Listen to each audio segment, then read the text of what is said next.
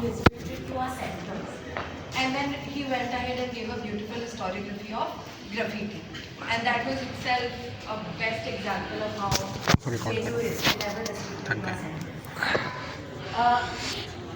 मैं भी जब कैंपस में पहली बार आई थी 2017 में, तो इससे पहले कि कोई और मुझसे बात करे या एडमिशन असिस्टेंट्स की भीड़ में कोई मुझे खींचे, सबसे पहला चीज़ जो मुझे मेरे से बात किया इस कैंपस में, वो ऑल्सो ग्राफिटी। आप लोगों ने बहुत लोगों ने नहीं देखा होगा, कैंपस की हर एक दीवार कुछ ना कुछ बोलती थी, कुछ ना कुछ सीखने को मिलता था। कहीं सावित्री कुछ बोल रही थी, कहीं अम्बेडकर कुछ बोल रहे थे, कहीं चे गुवादरा कुछ बोल रहे थे। तो वो हमारे लिए ऑब्वियसली एक बहुत नया एक्सपीरियंस था, क्योंकि मैं खुद एक ऑल्दो मैं ड्यू से आई थी ग्रेजुएशन करके, लेकिन मैं एक कॉन्वेंट कॉलेज में थी, तो मेरे लिए फ्रीडम ऑफ एक्सप्रेशन जो पहला और freedom of expression means was something that I also experience in this campus. तो ग्राफिटी पे तो सर बोल चुके हैं, मैंने सोचा मैं थोड़ा legacy of student and obviously it will not be fair if I try to give you the history of entire JNU struggle. तो मैंने 3-4 मूवमेंट के बारे में आपको सोचा, जिनके बारे में मुझे लगा आप सबको पता होना चाहिए। ऑब्वियसली JNU के लोगों ने ऐसा कोई भी सोशल इशू नहीं है जिसकी बात करनी चाहिए। There is not a single social issue about which the students of JNU have not taken to the streets. और one of the first in terms of what I want to talk about is our GS Cash movement. आप लोगों को पता होगा 97 में भवरी देवी ने जो case लड़ा था, एक भवरी देवी एक महिला है from the so called lower caste, Rajasthan में वो जब एक चाइल्ड मैरिज को रोकने गए, तो वहाँ पे जो आपके फ्यूडल पेट्रियार्कल आदमी जो थे, उन्होंने उनको रोकने के लिए और सबक सिखाने के लिए रिपीटेडली उनका रेप किया। She took the case to Rajasthan High Court, जहाँ पे सारे अक्यूज को बेल मिल गया। तो eventually with the help of several women organisations वो सुप्रीम कोर्ट में केस को लेके गई और वहाँ पे जीती। जीतने के साथ साथ एक बहुत इंटरेस्टिंग चीज़ हम लोगों ने जीता। One of the first big victories of the women movement was the Vishakha guidelines. Vishakha guidelines work place में ये मैंडेट करती है ऑर्गेनाइजेशन और इंस्टीट्यूशंस को कि आप एक जेंडर सेंसिटाइजेशन बॉडी बनाएंगे जो ऑटोनमस होगा। What do we mean by autonomous? मतलब हम किसको चाहते हैं कि वो हमारे इंटरेस्ट को रिप्रेजेंट करे, हम उसके लिए वोट कर सकते हैं। दी इंस्टीट्यूशन, यूनिवर्सिटी, स्कूल, कॉलेज का उस पर कोई प्रेशर नहीं हो सकता। 1907 में जब विशाखा गाइडलाइंस आया, JNU के स्टूडेंट्स वो पहले स्टूडेंट्स थे पूरे देश में जिन्होंने सड़कों पर उतर के बोला कि हमें ये जेंडर सेंसिटाइजेशन बॉडी चाहिए, we want to feel safe in our campus. और 99 में GS कैश इस कैंपस में आया।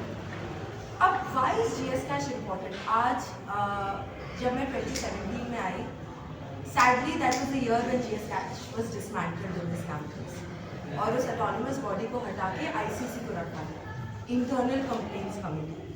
अब GS कैश का full form is gender sensitisation committee against sexual harassment. यहाँ पे कीवर्ड आपका सेंसिटाइजेशन है। इस कैंपस में, जैसा प्रोफेसर रुतोना ने भी बार बार बताया, people from all caste, class, gender come to study. हमारे खुद के क्लासरूम्स में, मैं फीहाइक मूवमेंट के बारे में बात करूँगी जिस पे थोड़ा और बात हो सकता है, लेकिन हम लोग के खुद के क्लासरूम्स में डायनामिक इन्वायरमेंट था। ऐसे लोग थे जो प्रिविलेज के साथ आए थे, बहुत सारे प्रिविलेज के साथ, but at the same time wanting to use the privilege to help others.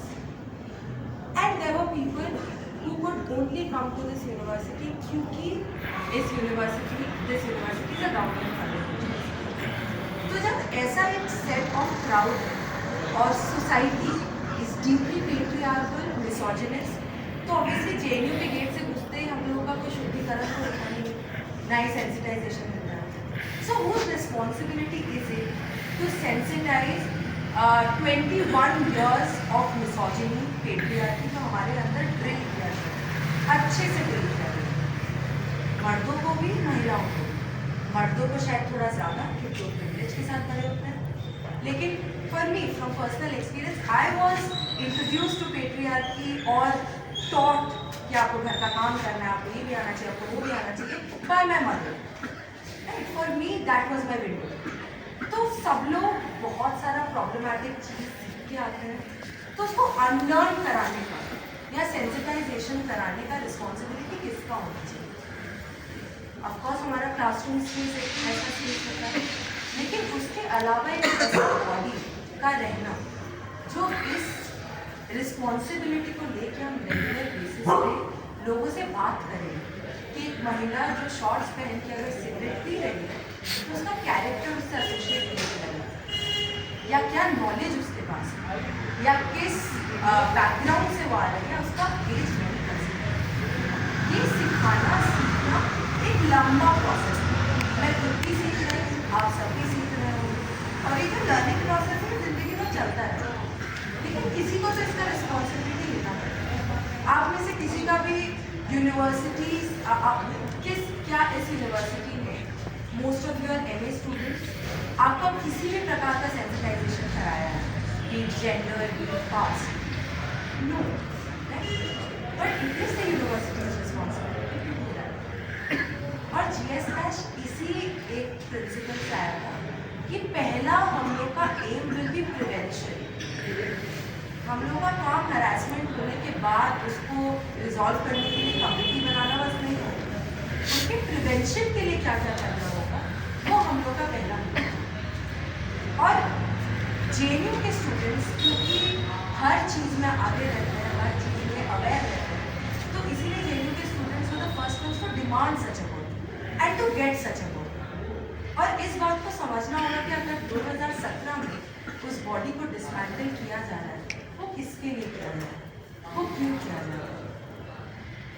मुझे बोला गया था आशीष के द्वारा कि he would like me to speak on women's role in student media। तो अब और आती है यूनिवर्सिटी स्पेस में, हम सालों का पेट्रियार्की सीख के आते हैं, right. Example, I used to travel by a DTC bus to college for 3 days, और ऐसा एक भी दिन नहीं था जब मैंने किसी प्रकार का हरासमेंट इस बस में ना झेला। Coming to a university space like JNU is a matter of struggle for all of us, but that struggle is not easy. Women have to fight many battles on many fronts। घर हो गया, घर वालों को convince करना कि मुझे दिल्ली जाने दीजिए, मुझे एक यूनिवर्सिटी में पढ़ने दीजिए जो कोई यूनिवर्सिटी, ऐसे बहुत सारे स्ट्रगल्स को लड़ते का भागना। और एक यूनिवर्सिटी स्पेस हम लोग का सेफ हेवन होना चाहिए, जहाँ पे हम रात को 4 बजे भी अगर लाइब्रेरी से वापस जाते हैं तो हम सेफ फील करें, और वो सेफ्टी प्रोवाइड किया वो सेफ्टी GS Cash ने प्रोवाइड किया लोगों को सेंसिटाइज करके बाय एम्पावरिंग विमेन। और वो एम्पावरमेंट हम लोगों से 2017 में छीन लिया गया, और 2019 में इस कैंपस में एक महिला का ऑलमोस्ट रेप हुई, और कैंपस में जेंडर सिक्योरिटी काफ़ी हद तक गिरा। जिस तरीके से कई स्टूडेंट ऑर्गेनाइजेशंस आज के टाइम में महिलाओं पे अटैक कर रहे हैं, चाहे वो हम 10 अप्रैल की बात करें या 5 जनवरी की बात करें, जिस तरीके से महिलाओं पे जेंडर स्पेसिफिक वायलेंस होता है। और इस कैंपस के बाहर अगर हम हाथरस की बात करें, उन्नाव की बात करें, इट्स वेरी मोटिवेटिंग। तो इसीलिए अगर आप लोगों ने GS Cash का लड़ाई करना बंद कर दिया तो GS Cash का लड़ाई लड़ना बंद मत करिए। There is a long legacy for which we are standing। और अगर ये आज डिसमेंटल हुआ है तो कुछ लोगों को इम्यूनिटी देने के लिए, and to empower each other with the dismantling of GS Cash, dismantling of deprivation points, there is an attack on women from the coming to university spaces। There is a boundary which has been drawn from women to come to university spaces। ऐसा ही लड़ाई JNU ने reservation के लिए, with the coming of Mandal Commission, the kind of discrepancy that used to happen in the campus, JNU के students ने 10 साल का data निकाल के, एडमिशन का डेटा, टीचर्स रिक्रूटमेंट का डेटा, और आप लोग को मुझे नहीं पता है कि नहीं, बट मैं आयसा में एक्टिविस्ट थी 5 साल जब मैं कैंपस में थी। And I am proud to say that AISA was one such organisation which was able to collate such a data and pose such a challenge to the professors and the university administration at that point of time, asking कि हम लोग को ये resolution देना होगा और आप इन account पे गलत काम कर रहे हैं, और उसके बाद वो रेजोल्यूशन पे लागू किया गया। उसी तरीके से 11th और 12th में अगर स्टूडेंट्स मदरसा से पढ़ के आ रहे हैं, मदरसा अगर आपको नहीं पता है, it's Islamic school, it's a school run by authority of the mosque, ठीक है। और इस कैंपस में मदरसा certificate in the sense class 12 class 2 का सर्टिफिकेट एक्सेप्टेबल नहीं है। तो there is a large section of population of our country जो इस कैंपस में अप्लाई कर ही नहीं पाते। उसकी लड़ाई भी जेएनयू के स्टूडेंट्स ने लड़ी और जीती। That is the reason even today madrasa certificate is accepted in the campus, क्योंकि we were able to say कि हम ये discrimination नहीं सही, हम इस कैंपस को एक एक्सक्लूसिव स्पेस नहीं बनने देंगे। ये एक इंक्लूसिव स्पेस की तरह शुरू हुआ था और वैसा ही रहेगा। और इस कैंपस के लोगों ने जेंडर के लिए लड़ाइयाँ लड़ी, निर्भया केस में लड़ाई लड़ी, जिसमें हम लोगों को जस्टिस वर्मा कमेटी रिकमेंडेशंस मिले। Justice Verma Committee recommendation for the first time recognizes that rape is not only done out of rage, right? It's not कि मुझे कोई दिखा, मुझे पसंद आ गया और मैंने कर दिया। Justice Verma Committee ने recognize किया it's coming from a position of power। एक जेंडर है जो ज़्यादा पावरफुल महसूस कर रहा है दूसरे जेंडर को ऑप्रेस करने। और ये लड़ाई अभी भी फेमिनिस्ट ऑर्गेनाइजेशन लड़ रहे हैं कि जस्टिस वर्मा कमेटी को लागू किया जाए, but that is a big victory that was that the women of our country received because the students of this campus fought this law. ऐसा ही एक लड़ाई कैंपस के स्टूडेंट्स ने प्राइवेटाइजेशन के खिलाफ किया। नेस्ले नेस्ले आप सबको पता होगा कॉफ़ी बनाता है, दूध बनाता है, मिल्क प्रोडक्ट बनाता है। नेस्ले का एक शॉप जेएनयू में खोला गया 24/7 के जस्ट ऑपोजिट। उसका स्केलेटन अभी भी वहाँ पे एग्जिस्ट करता है, आप लोग देख सकते हैं। तो नेस्ले आया कैंपस में ये वादा करते हुए कि हम यहाँ पे 1 या 2 रुपए की कॉफ़ी पिलाएंगे, लेकिन जेएनयू के कैंपस के स्टूडेंट्स को बेवकूफ़ बनाना इतना easy. Within 6 months, the students of JNU were able to articulate and give it back to the administration कि हाँ, आप 1-2 रुपए का कॉफ़ी हमें तो पिलाएंगे, लेकिन जिस तरीके का ऑपरेशन आप अफ्रीका में अफ्रीकन मदर्स पे कर रहे हैं, या जिस तरीके का कैपिटलिस्ट चेन चला के वर्कर्स का ऑपरेशन आप अपने काम के थ्रू उनको वेज ना देके कर रहे हैं, वो ऑपरेशन से क्या आपको मुक्ति मिल जाएगी? आप हम लोग को 2 रुपए का कॉफ़ी पिलाएंगे, हमें आपका 2 रुपए का कॉफ़ी नहीं चाहिए, आप इस दुकान को बंद करके हमारे कैंपस से निकल। That is the journey that all of us agree, and you know a lot of times it becomes very important to remind ourselves कि हाँ, हमारा ही कैंपस था जिसने ये लड़ाई लड़ी, तो हम आज अगर कल जीते थे तो आज जीतेंगे, अगर हम कल हारे थे तो आज भी हारेंगे। And obviously fee hike movement, but fee hike movement से पहले थोड़ा सा अटेंडेंस मूवमेंट पे यहाँ पे कुछ लोग हैं। Surabhi is there, Surabhi and I were in masters first year, Surabhi was SFC, we were both batchmates. तो हम लोग का पहला साल का सेकेंड सेमेस्टर था, हम लोग का पहला मूवमेंट कैंपस में।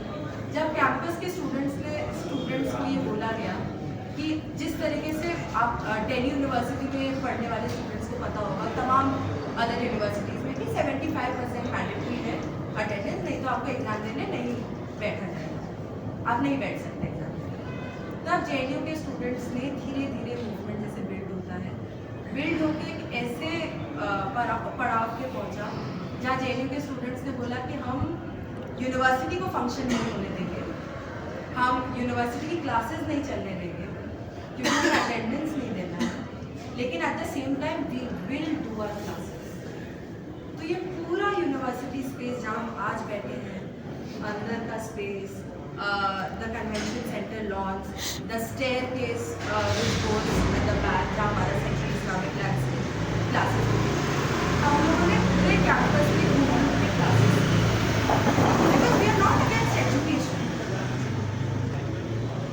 We are the entire understanding was कि आप हमें क्लास में आने से फोर्स नहीं कर सकते. जब हमारे प्रोफेसर ये बात बोल रहे हैं कि मेरा क्लास कौन करना चाहता है, वो आप डिसाइड कीजिए, आप मेरा क्लास आज करना चाहते हैं कि नहीं करना चाहते. और JNU के स्टूडेंट्स क्लासेस करना चाहते हैं. We are hungry for knowledge.